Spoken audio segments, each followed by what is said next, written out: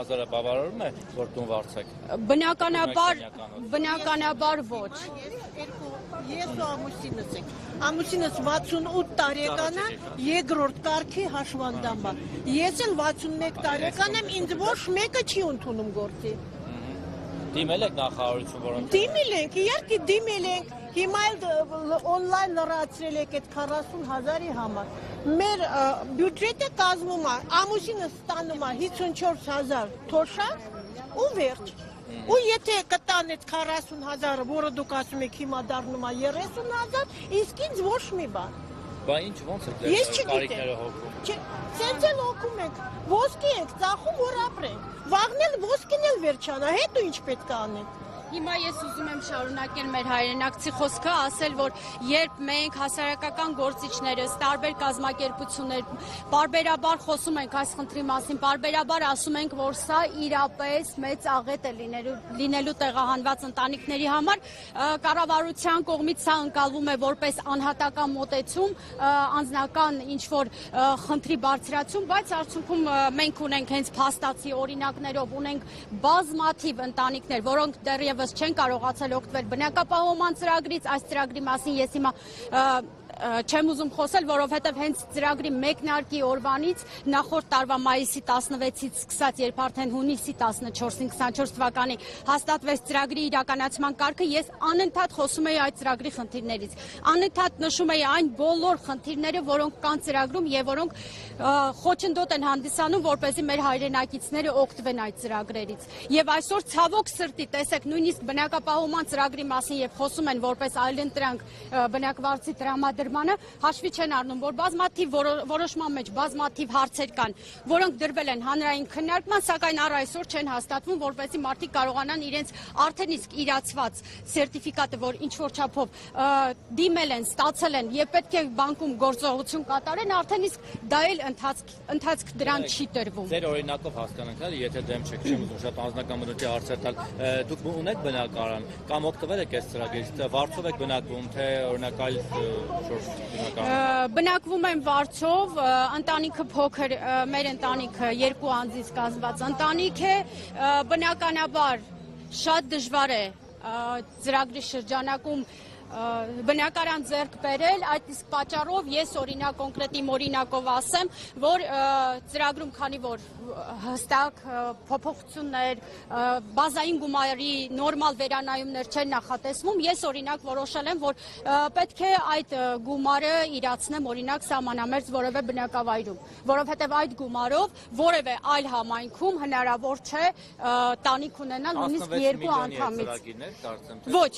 հենց այս ծրագիրը, որի շրջանակում սահմանային որոշ մոտ 90 բնակավայրում տրամադրվում է մեկ անձին 5 միլիոն դրամ։ Այսինքն այդ գումարի շրջանակում էլ անգամ, եթե մենք անցկացնում ենք մոնիտորինգ,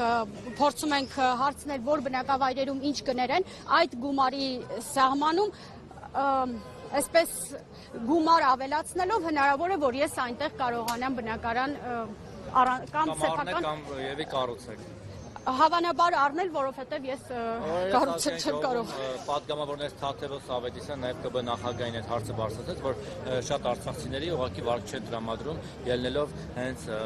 վարկային պատմությունից եւ այլն։ Այս մասով ինչ կասեք, կա նման խնդիր, որովհետև դիմում են ծրագրին, այսինքն կառավարությունը հաստատում, բայց բանկը վարկ չի տալիս։ Տեղյակ եմ, խնդիրը առաջին իսկ օրվանից եղել է, որովհետև վարկը ձևակերպվում է Շահարուի անունով եւ բնականաբար համար ընդհանրապես հետաքրքիր չէ, թե այդ գումարը ով է վճարելու։ Արդյունքում վերջին կառավարության վերջին շրջանում մի քանի օր առաջ սոցիալ-նախարարության եւ ֆինանսների նախարարության եւ կենտրոնական բանկի միջև ձեռք բերվեց պայմանավորվածություն, որի համաձայն այն վարկերը, որոնք տարբեր բնակապահովման տարբեր աջակցությունների ծրագրերում, այդ թվում նաև Արցախից տեղահանվածների բնակապահովման աջակցության ծրագրում, ովքեր կդիմեն սերտիֆիկատի համար, բայց լրացուցիչ վարկի կարիք չեն ունենա, այսինքն եւ վարկի մայր գումարը եւ տոկոսագումարը կվճարվեն պետության կողմից, ապա այդ դեպքում տվյալ անձի վարկունակությունը, այդ մարդկանց մեջ տարածված սև ցուցակում գտնվելու հանգամանքը հաշվի չի առնվել։ Բայց մենք այստեղ պետք պետք է ունենանք դիտարկում։ Դա բավականին փոքր թվով անձինք են, որոնք ստացած սերտիֆիկատի շրջանակում կարող են բնակարան ձեռք բերել։ Հիմա այն մարդիկ, որոնք ստիպված են այլ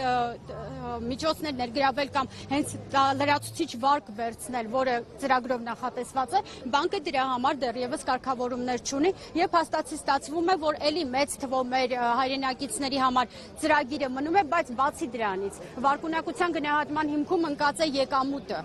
Արդյոք տեղահանված մեր հայրենակիցներն ունեն բավարար եկամուտ, որպեսզի կարողանան վարկով բնակարան ձեռք բերել։ Վերջին հարցը, ձեր քայլերը որոնք են լինելու, վրանային տարբերակը տեսանք, դրանից հետո ինչ-որ որոշակի փոփոխությունների գնաց կառավարությունը, հիմա նորից վերադարձել իր հին որոշմանը։ Եթե